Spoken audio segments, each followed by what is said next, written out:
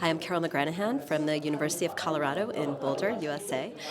And I'm here today at the Poltics of Reincarnation event to talk about the Dalai Lama's reincarnation in regards to both the Tibetan community, Tibetan history, Tibetan politics and religion, but also Chinese geopolitics.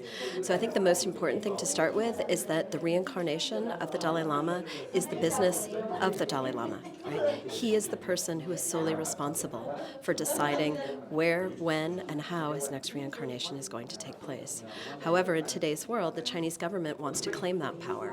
So what they are doing is trying to find all sorts of ways to say to the world that they and only they, right, the People's Republic of China, the Chinese Communist Party, are the sole and legitimate body and authority to announce the next reincarnation of the Dalai Lama. This is historically and factually incorrect. But what I really want to argue today and share with you is that it's actually an imperial move, right? So this involves thinking of Chinese rule in Tibet as colonial and as imperial, right? The Dalai Lama's government, the Ganden Podrang, has been in place since 1642. Right, for a very long time. It has survived multiple Chinese dynasties.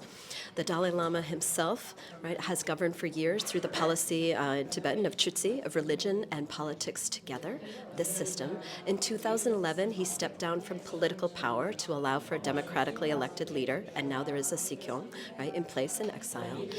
And coming up, he is going to turn 90, right, on July 6th, 2025, and will be making an announcement sometime in his 90th year about his next incarnation.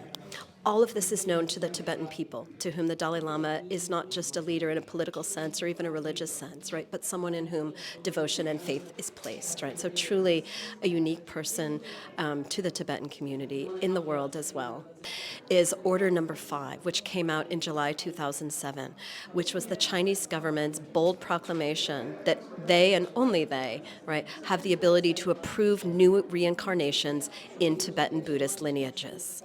And that was their initial kind of move in advance of any reincarnation for the Dalai Lama, to put this as a law of the People's Republic of China and then to say to the world, this is how it's done.